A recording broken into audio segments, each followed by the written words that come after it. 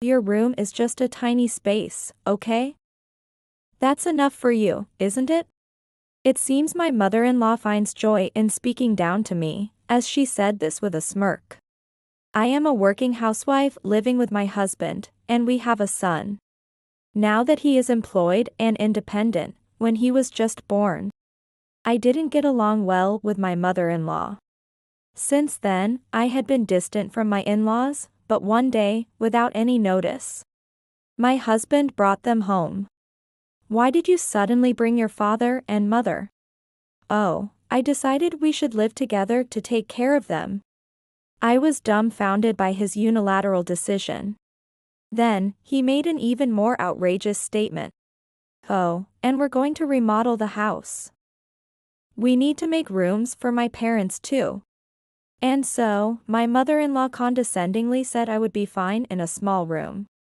It was then that the commander in my head decided it was time to separate from this family. Fine. Then, I'm divorcing a husband who earns $7.92 an hour. Upon my declaration, my father-in-law smirked and finally spoke. Don't joke like that. What's so funny? Whether he believes it or not is up to him, but he will understand soon enough. My words are no joke, and neither is my resolve. My name is Janet, I am 49 years old. I live with my husband Greg and I've been working at my family's factory since graduating from university. Our relationship started back in our university days. We were in the same seminar and talked only about necessary academic stuff, rarely seeing each other socially. However, in our senior year, we began to consult more about our thesis, which led to us getting along and starting to date after graduation. Things progressed smoothly, and we married. Now, we have a son who is a working adult. He moved out to start his independent life, but still meets us once or twice a month. He grew up to be considerate, celebrating our birthdays every year, and sending gifts on Father's Day and Mother's Day, which makes me very happy. He's a wonderful son, but I had my grievances against Greg and my in-laws.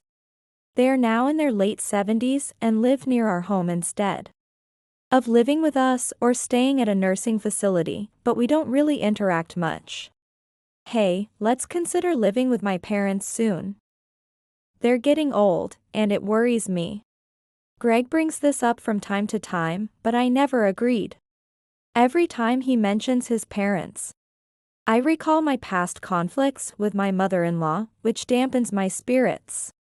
How long are you going to hold on to the past? We're adults now, it's time to let it go and start taking care of my parents properly. Every time the topic of living together comes up, it creates tension between us. And it ends with him getting angry and the issue unresolved. I have a feud with them, or rather with my mother-in-law. No matter how often I am yelled at by him. My troubles began because of Greg and my mother-in-law. So, I cannot accept it. I am amazed they dare to say such things after how they've treated me. My relationship with my in-laws wasn't always bad. Initially, we had a good relationship. Janet, let's go out together. I want to go clothes shopping. If she invited me on a weekend, I would go with her. And we even chatted over coffee on our way back. When I traveled, I always brought back souvenirs. And they would give us vegetables and fruits, indicating we were once close. This changed after my son was born. Facing my first childbirth and parenting, I struggled but was committed. I wanted to make my son happy. However, it seemed like Greg never truly became aware of his role as a father. During my pregnancy and even after the birth, he hardly did anything. He yelled at me to cook quickly when I was immobilized by morning sickness. Even when I said I was worried about carrying heavy things, he would insist. Or make me change a light bulb where I felt unstable. When our son cried at night, Greg wouldn't help with feeding, changing diapers, or comforting him.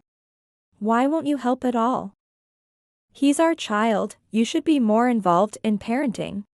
And I need more help with the housework too. I once cried out in frustration during a moment of emotional instability. But it seemed to have no impact on him. Why should I have to do housework? He looked at me irritably and said that. Moreover, if I hadn't finished cleaning or preparing a meal by the time Greg got home, he would say, "You're so inefficient. A wife who can't do housework. What a failure. Take care of things around me, you useless woman." Here I was, overwhelmed with a small son who needed constant attention. I couldn't possibly take care of a fully grown adult too. Each time Greg criticized me, it felt like thorns were piercing my heart. Not only Greg but also my mother-in-law became a source of stress too. "Janet can't handle it alone, so I'll take care of raising the successor properly," she would boast and frequently visit our home. It might have been well-intentioned, but it was an annoyance for me. "Everything you do is wrong, Janet. Redo it all." She would nitpick everything I did, and together with Greg, they started blaming me. "Greg is right, you're completely failing as a wife. Right? Please, try to do better." Even when I sought help with my gaze from my father-in-law amidst their eerie smiles, he continued to show complete indifference. He never intervened nor showed any affection towards his grandson. I felt increasingly isolated in my in-laws' household, with no one to turn to. The only thing that kept me from breaking was the support from my parents and siblings. While appreciating them, I gritted my teeth and endured the tough days. However, one day, Greg's company started downsizing due to poor performance. And he was included in the layoffs. Although I also worked, supporting the expenses for us three on my own was challenging. When I discussed that, my parents helped us and I barely managed to support our finances. I felt guilty always relying on them. Since Greg had difficulty finding a new job for a while after his layoff, I introduced him to work at my family's factory. My father runs a manufacturing plant for special parts. And it was decided Greg would work there part-time. I'm truly indebted to my parents and siblings. Even as our lives became tougher, my mother-in-law's harassment escalated. "We don't need a useless daughter-in-law like you." The days of being ridiculed like that continued, and I often thought about leaving. However, I resisted for the sake of not depriving my son of his father. As time passed and my son grew up, my mother-in-law's visits decreased. Apparently, she disliked that my teenage son no longer listened to her during his rebellious phase. Although it irked me, the fewer encounters with her were a relief. The absence of her visits, which had possibly been my massive stress, even improved my health. I even felt impressed with a peaceful life without her interference. Although I became distant from my in-laws, Greg still visited them frequently. However, my worries weren't entirely gone. Greg remained a part-time worker, and I continued to support our finances. One holiday, as I was relaxing at home, the entrance became unusually noisy. Then, heavy footsteps approached. Greg was supposed to be at work. Could it be a burglar? As I braced myself, the living room door opened, and I was shocked to see Greg, who was supposed to have gone to work, bringing his parents home. "What about work? And why did you suddenly bring your father and mother?" "Oh, I decided we should live together to take care of them." "What? What do you mean? Why did you decide that on your own?" I whispered so that my in-laws couldn't hear, but Greg looked puzzled, as if I was saying something unreasonable. "You wouldn't move forward with the cohabitation, so I had to bring them here." "You wouldn't say something as terrible as kicking them out, right?" Continually faced with his unreasonable demands, I felt a headache coming on. My in-laws boldly sat on the sofa, changing the TV channel with the remote. No matter what I said, they wouldn't listen. Yet, I couldn't let them stay. The abusive words my mother-in-law had once said played unwantedly in my head. Living together would mean daily stress like before. I feared I might lose my sanity. Oh, we're also going to remodel the house. We need to make rooms for my parents. Are you serious? Ignoring my astonishment, Greg shared a laugh with his parents. He might feel good about taking care of them, but inside, I was in turmoil. What's the big deal? It's only natural to take care of one's parents. As my wife, you should do your part. As he spoke, my mother-in-law nodded in agreement, pleased. I felt disheartened and pinched the bridge of my nose. Trying not to lose my composure in front of my in-laws, though it seemed impossible. We'll even build a tiny space just for you, Janet. That should be enough, right? Time had passed, but my mother-in-law hadn't changed for the better. Convinced that living together would start a hellish life, something inside me snapped. Who's paying for the remodel? Prompted by my unexpectedly stern voice, Greg was momentarily speechless. Well, that would be Greg, of course. His mother answered instead, but what she said made me tilt my head. There was no way Greg, still a part-timer, could afford such an expense. Did his parents not know about his job or our financial situation? Noticing my skeptical look, Greg quickly spoke up. Of course. After all, I'm the head of the household. That's right.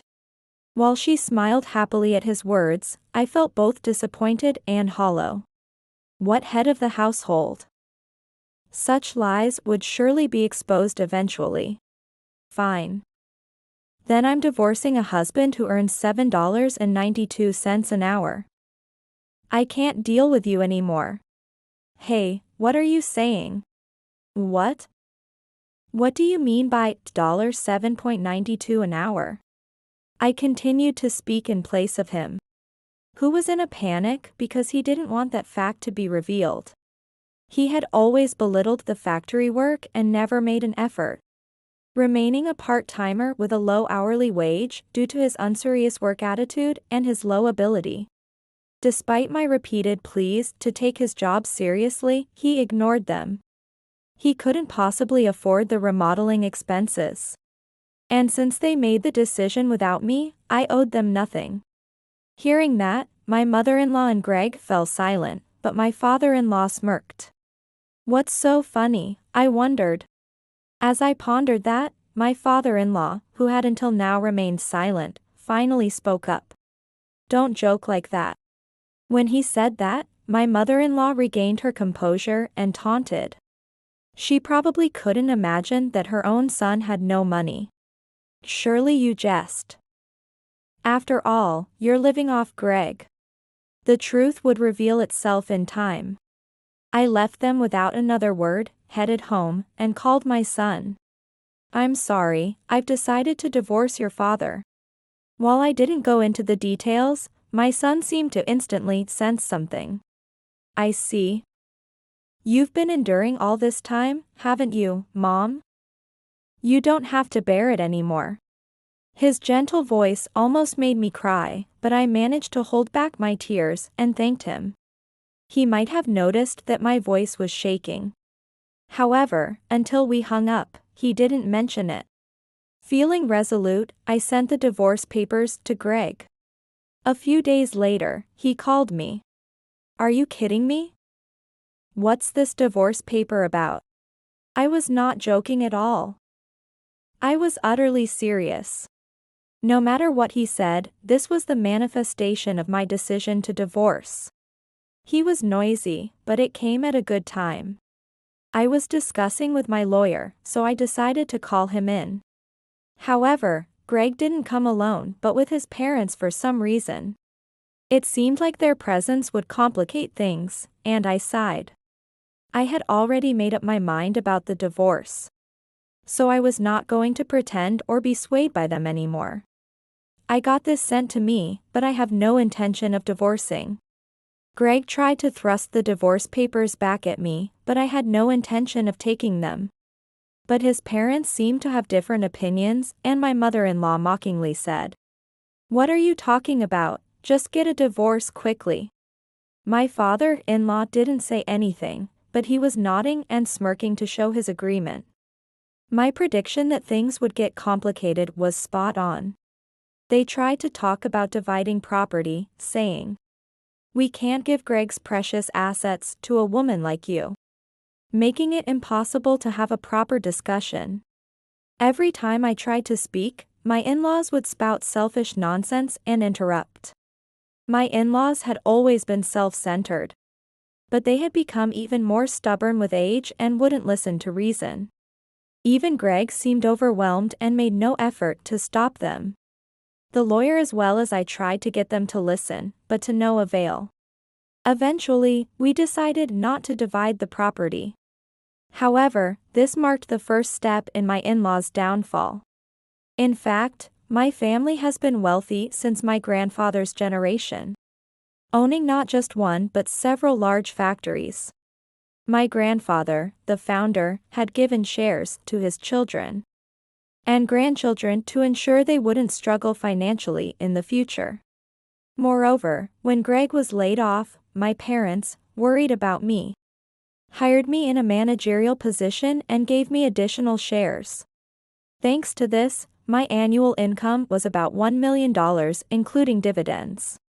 Conversely, Greg had saved nothing, so honestly, not dividing the property was more advantageous for me. If he had listened properly, maybe there could have been another way. I never expressed this thought in front of him, though. Thus, we divorced. The following day, after what could hardly be called a discussion, Greg came to work as usual. However, something was off. Not working was typical for him, but he unusually clung to me. "Please, let's start over. I can't do anything without you, Janet. I only said we'd divorce because of my parents." Incredibly, he began to cry and wail without regard for others.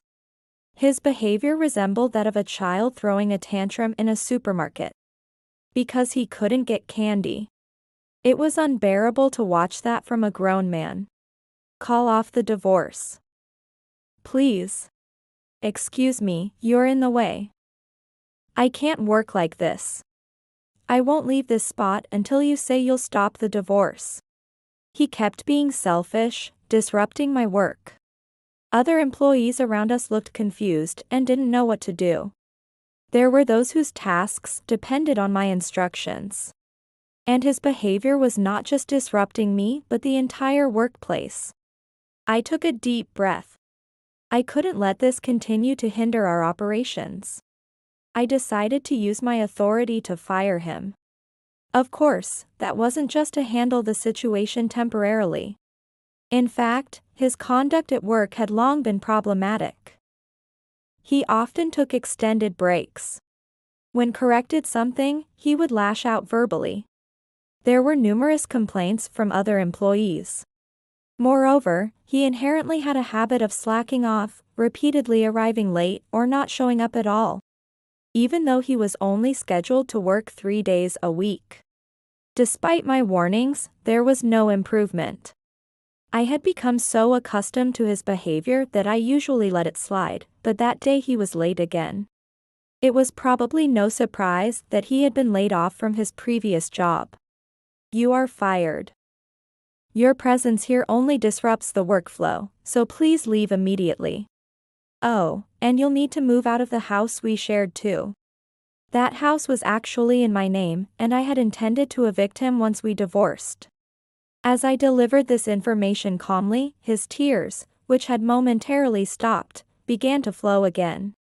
His face became a mess with tears and a running nose. I looked away from him. There was no more mercy to offer. I wanted him to realize how much trouble he had caused all that time. Realizing that his dismissal was irreversible, Greg reluctantly left the factory.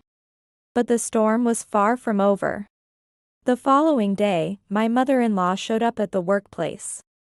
"Cancel Greg's dismissal, please. You can't just decide this based on your personal feelings, can you?"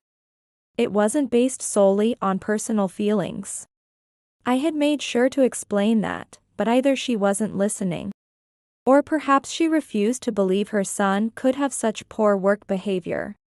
No matter what I said, my mother-in-law seemed unlikely to be convinced. So, I decided to call Greg and my father-in-law and have another discussion with the lawyer present, with Greg looking utterly disheartened and barely speaking. His parents appeared more subdued than before. They watched Greg anxiously, their mouths twitching as if they wanted to say something. First, let me explain. I am an executive managing the factory. I closely monitor the employees' behavior, and based on that, I made the decision to fire Greg.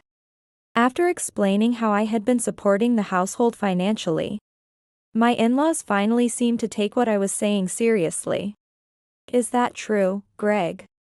It seemed more like they believed me because Greg nodded, rather than understanding my explanation themselves.